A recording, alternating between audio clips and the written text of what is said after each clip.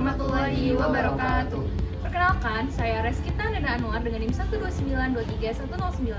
Aku Laila Anggraini dengan NIM 129231101. Dan saya Muhammad Halif Mahadi dengan NIM 129231106. Di sini kami akan menjelaskan terkait dinamika wormhole di Pasifik Barat dan Utara Papua terhadap interaksi laut atmosfer dalam variabilitas ENSO. Berikut adalah paparan terkait penjelasannya. Tahu nggak sih kalau wilayah Pasifik Barat dan maritim kontinen ini merupakan pusat utama interaksi laut atmosfer global? Kira-kira kenapa ya? Nah, jadi wilayah Pasifik Barat dan maritim kontinen ini merupakan pusat utama interaksi laut atmosfer global karena keberadaan Indo-Pacific Wormhole. Nah, Indo-Pacific Wormhole ini merupakan daerah dengan SPL tertinggi yang menjadi sumber pelepasan panas yang laten bagi atmosfer. Zona ini juga berpengaruh besar terhadap sirkulasi atmosfer tropis, termasuk sirkulasi Walker, monsun Asia Australia, MGO, dan juga ENSO. Nah, maritim kontinen ini merupakan kawasan darat dan laut yang kompleks dan menjadi pusat pemanasan tropis global karena suhu permukaan laut yang tinggi dan konveksi yang kuat. Jadi, wilayah ini berperan dalam sistem monsun Asia dan Australia yang ditandai oleh pembalikan musiman angin akibat perbedaan pemanasan antara benua dan juga samudra. Pada musim panas BBS, angin baratan ekuatorial ini membawa udara lembab ke Indonesia dan juga Australia Utara. Sedangkan pada musim dingin angin timuran dapat mengurangi konveksi. Pada periode peralihan di bulan September hingga November sangat sensitif terhadap Southern Oscillation, sehingga perubahan kecil pada SPL Pasifik dapat menyebabkan respon atmosfer yang sangat besar. Jadi secara fisik, monsun juga dapat mengatur flux momentum, panas sensibel, dan panas laten yang memengaruhi kedalaman mixed layer dan stratifikasi laut. Oleh karena itu, sistem monsun menjadi penghubung utama antara variabilitas atmosfer musiman dan juga respon oseanografi di Pasifik Barat dan juga Utara Papua. Pasifik Barat merupakan zona akumulasi massa air hangat akibat dorongan angin pasat. Angin pasat ini membentuk Indo-Pacific Wormhole dengan gradien suhu timur dan barat yang sangat kuat. Struktur oceanografinya dibentuk oleh arus utama seperti North Equatorial Current, Equatorial Countercurrent, Equatorial Undercurrent, dan New Guinea Coastal Current yang menciptakan stratifikasi vertikal yang secara kompleks. Namun dengan angin permukaan yang relatif remah, dinamika arus dan gradien tekanan zonal ini tetap menghasilkan divergensi yang dapat menyebabkan upwelling di ekuatorial. Karena arus ekuatorial ini bersifat berlapis, sehingga respon laut terhadap perubahan angin tidak secara linear, di mana perubahan kecil pada gradien tekanan dapat menyebabkan penyesuaian vertikal melalui mekanisme geostropik. Oleh karena itu, dinamika oseanografi pada Pasifik Barat merupakan hasil interaksi antara gaya atmosfer, struktur arus internal, dan juga distribusi pada massa air. Upwelling ekuatorial adalah proses naiknya massa air dari lapisan dalam ke permukaan akibat divergensi arus, teman-teman. Berbeda dengan Pasifik Timur yang dimana didominasi oleh divergensi Ekman oleh angin pasat. Nah, upwelling di Pasifik Barat ini dikendalikan oleh divergensi geostropik yang dimana dapat menyebabkan dari gradien tekanan zonal dan juga struktur arus ekuatorial yang berlapis, sehingga mekanisme ini dapat menghasilkan kecepatan vertikal secara signifikan hingga ratusan meter meskipun angin permukaannya lemah.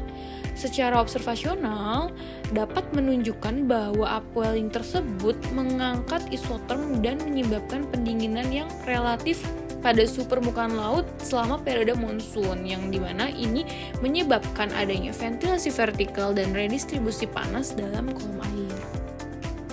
Wormhole Pasifik Barat adalah wilayah dengan SPL lebih dari 29 derajat Celcius yang terbentuk akibat akumulasi massa air hangat yang terdorong angin pasat ke barat. Sebagai reservoir panas tropis terbesar, wormhole memperkuat pelepasan panas secara laten dan juga sensibel, sehingga Pasifik Barat dan maritim kontinen ini menjadi pusat konveksi dan hujan tropis, di mana posisi wormhole ini mengatur lokasi konveksi dan juga kekuatan pada sirkulasi Walker. Ketika Jika berada di dalam Pasifik Barat dan Laut Indonesia, maka curah hujan akan meningkat. Tetapi pergeseran ke Pasifik Tengah dan Timur dapat melemahkan konveksi.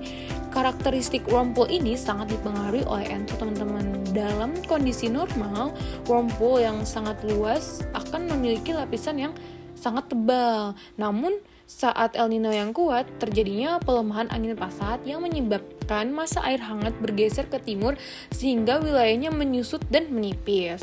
Upwelling ekuatorial dan ventilasi panas ini secara vertikal juga memodifikasi struktur secara termal, di mana pengangkatan isoterm dan pendinginan relatif ini dalam observasi suhu yang vertikal. Oleh karena itu, wormhole bersifat sangat dinamis dan dibentuk oleh interaksi atmosfer, arus laut, dan juga struktur suhu vertikal. Selanjutnya adalah El Nino Southern Oscillation atau ENSO. ENSO adalah fenomena iklim antar tahunan yang muncul dari interaksi laut atmosfer di Pasifik dan ditandai oleh fluktuasi SPL El Nino 3,4 serta perubahan tekanan dan sirkulasi Walker. ENSO mengatur redistribusi panas dari Pasifik Barat ke Tengah Timur dan menjadi pengendali utama dinamika wormhole. Saat El Nino, angin pasat melemah sehingga wormhole menyusut, sedangkan La Nina memperkuat angin pasat sehingga memperluas wormhole dan meningkatkan konveksi di Indonesia. ENSO juga sangat memengaruhi iklim Indonesia. El Nino, seperti pada tahun 2023, meningkatkan tekanan udara dan subsiden sehingga konveksi dan curah hujan menurun, terutama di wilayah timur. Sebaliknya, La Nina menggeser kembali pusat konveksi ke Pasifik Barat dan meningkatkan curah hujan. ENSO terkait erat dengan sistem monsun sehingga turut mengendalikan variabilitas atmosfer dan kondisi oseanografi yang membentuk iklim regional Indonesia. Selanjutnya, kami akan membahas hasil dan pembahasan yang telah kami dapat dari mempelajari jurnal-jurnal yang telah kami dapat. Yang pertama, kendali atmosfer terhadap respon laut di Pasifik Barat. Maritim kontinen berfungsi sebagai pusat pengontrol atmosfer di Pasifik Barat melalui pelepasan panas laten yang kuat, yang menjadi inti sistem monsun Asia-Australia. Pada periode SON 2023, El Nino berkembang dengan anomali Nino 3,4 mencapai 1,64 derajat Celcius pada September. Pemanasan di Pasifik Timur dengan anomali SST plus 2 hingga lebih dari 4 derajat Celcius menurunkan tekanan udara hingga minus 150 Pascal. Sementara wilayah dengan anomali SST kecil atau negatif seperti Indonesia Timur dan Australia menunjukkan tekanan udara yang lebih tinggi di sekitar 50 sampai 250 Pascal. Selanjutnya adalah respon termal laut dan upwelling di wormhole Pasifik Barat. Suhu rata-rata kolom permukaan turun dari 29,9 derajat Celcius pada musim transisi 2 menjadi 29,45 derajat Celcius pada monsun barat. Penurunan ini berkaitan dengan penguatan angin monsun barat yang meningkatkan pencampuran vertikal sehingga air lebih dingin dari kedalaman terangkat ke permukaan. Pendangkalan isotherm yang mengindikasikan proses upwelling seperti jurnal oleh Pranoto pada tahun 2018 juga menunjukkan pengangkatan isotherm selama monsun barat, menandakan suplai massa air dingin dari bawah. Hal ini sejalan dengan temuan oleh Hilbert dan Weisberg pada tahun 2001 yang menunjukkan adanya kecepatan vertikal positif hingga kurang lebih 250 meter sebagai bukti dinamis upwelling. Secara keseluruhan, pendinginan musiman di Pasifik Barat terutama disebabkan oleh redistribusi panas secara vertikal melalui upwelling dan divergensi arus, bukan oleh hilangnya panas permukaan.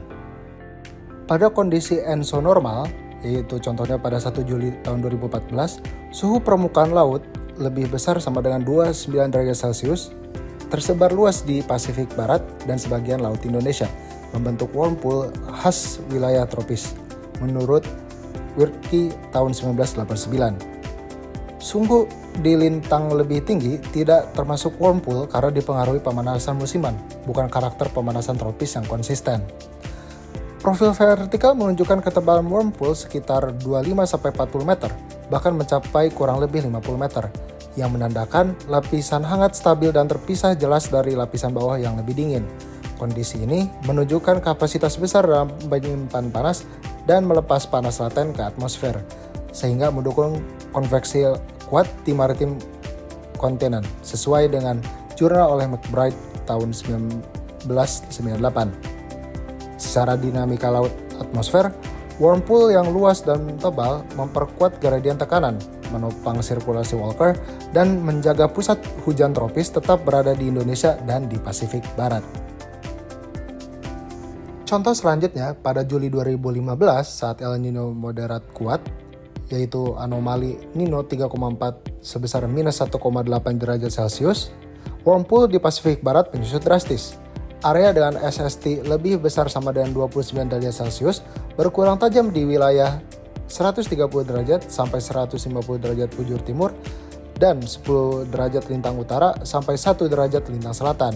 Dan profil vertikal menunjukkan lapisan hangat menjadi sangat tipis, bahkan hilang di beberapa lokasi. Penyusutan ini terjadi akibat pelemahan angin pasat selama El Nino yang mengurangi penumpukan air hangat di Pasifik Barat dan memungkinkan pergeseran ke Pasifik Tengah Timur.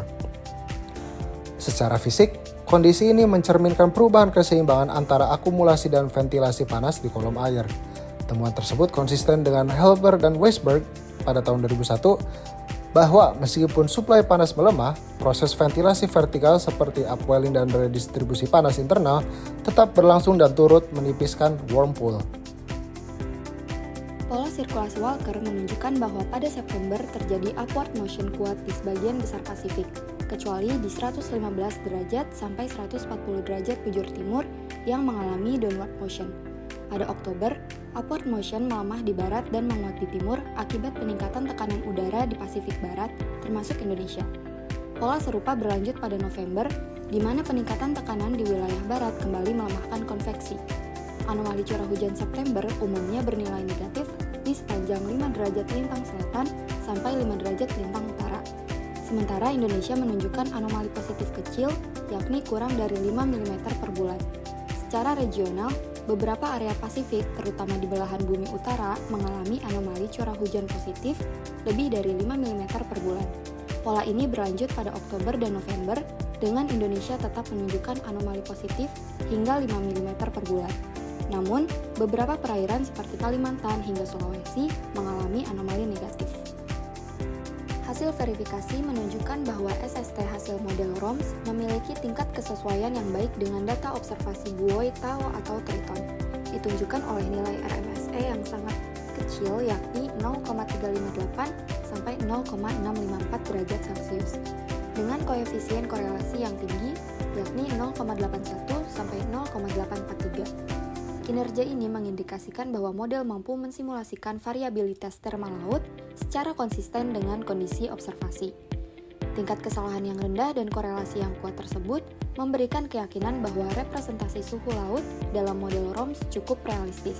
Oleh karena itu, perubahan wormhole yang diidentifikasi dalam penelitian ini dapat dianggap sebagai gambaran proses fisik yang benar-benar terjadi di laut, bukan sebagai artefak atau bias dari model numerik yang digunakan. Berdasarkan analisis Ocean Nino Index atau ONI selama periode 1994 sampai 2023, menurut Bahariski menunjukkan bahwa telah terjadi 20 kejadian ENSO yang terdiri atas 9 kejadian El Nino dan 11 kejadian La Nina. Hasil ini menegaskan bahwa ENSO merupakan fenomena iklim yang relatif sering terjadi dan memiliki peran dominan dalam mengontrol variabilitas iklim di wilayah tropis, khususnya di Samudra Pasifik dan Indonesia. Dalam konteks 5 tahun terakhir, yakni 2019 sampai 2023, grafik ONI memperlihatkan bahwa tahun 2023 merupakan kejadian El Nino terkuat, dengan nilai ONI mencapai sekitar kurang lebih 2,0 derajat Celcius pada akhir tahun. Nilai ini merupakan yang tertinggi dibandingkan kejadian El Nino pada periode sebelumnya, sehingga secara klimatologis dikategorikan sebagai El Nino kuat. Kondisi ini menjadi dasar penting untuk menganalisis bagaimana interaksi laut atmosfer berkembang selama musim kemarau 2023 dan bagaimana dampaknya terhadap wilayah Indonesia. Evolusi El Nino 2023 merupakan hasil interaksi antara pemanasan suhu permukaan laut, perubahan tekanan udara, pola angin, dan melemahnya sirkulasi Walker. ketika SPL di Pasifik Tengah sampai Timur meningkat, gradien tekanan zonal berubah dan angin pasat melemah, sehingga sirkulasi Walker di Pasifik Barat ikut menurun. Dalam konteks Pasifik Barat, pelemahan ini menghilangkan dorongan angin yang biasanya menumpuk air hangat di sekitar Indonesia, menyebabkan kolam air hangat menyusut dan bergeser ke tengah Pasifik. Pergeseran tersebut membuat termokline di Pasifik Barat menjadi lebih dangkal dan mengurangi kapasitas panas yang menopang konveksi serta curah hujan di Indonesia. Temuan ini konsisten dengan Pamungkas pada tahun 2019 yang menunjukkan penyusutan warm pool selama El Nino, serta Pranoto pada tahun 2018 yang menegaskan bahwa perubahan atmosfer, terutama angin monsun dan anomali angin zonal, yang dapat memicu respons termal hingga kedalaman ratusan meter. Studi Bahariski pada tahun 2024 juga memperkuat kaitan antara perubahan atmosfer berskala basin dan anomali iklim di Indonesia. Dengan demikian, dinamika El Nino pada tahun 2023 tidak hanya mencerminkan pemanasan di Pasifik Tengah hingga Timur, tetapi juga menunjukkan respons khas Pasifik Barat berupa berkurangnya penimbunan air hangat, perubahan struktur kolom air, dan penurunan curah hujan yang nyata pada musim kemarau 2023. Jadi, kesimpulan yang didapat yakni yang pertama, sistem monsun Asia Australia mengatur kondisi atmosfer melalui perubahan arah dan intensitas angin serta konveksi, yang menentukan fluks momentum dan panas ke laut Pasifik Barat. Variasi monsun ini menjadi pengontrol awal respon laut, terutama pencampuran vertikal dan perubahan struktur termal. Yang kedua, struktur suhu vertikal Pasifik Barat merespons variabilitas musiman melalui perubahan stratifikasi dan pencampuran vertikal. Sedangkan pada skala antar tahunan, upwelling ekuatorial tetap terjadi akibat divergensi geostropik yang berperan dalam ventilasi panas warm pool. Yang ketiga, ENSO memengaruhi distribusi warm pool secara signifikan, di mana pada fase El Nino, warm pool menyusut dan menipis secara vertikal akibat pergeseran massa air hangat ke Pasifik Tengah dan Timur. Sedangkan pada kondisi normal atau La Nina, warm pool meluas dan menebal. Lalu yang keempat, penyusutan warm pool selama El Nino melemahkan pelepasan panas laten dan konveksi di wilayah Indonesia, memodifikasi sirkulasi Walker, dan menyebabkan penurunan curah hujan serta peningkatan risiko kekeringan.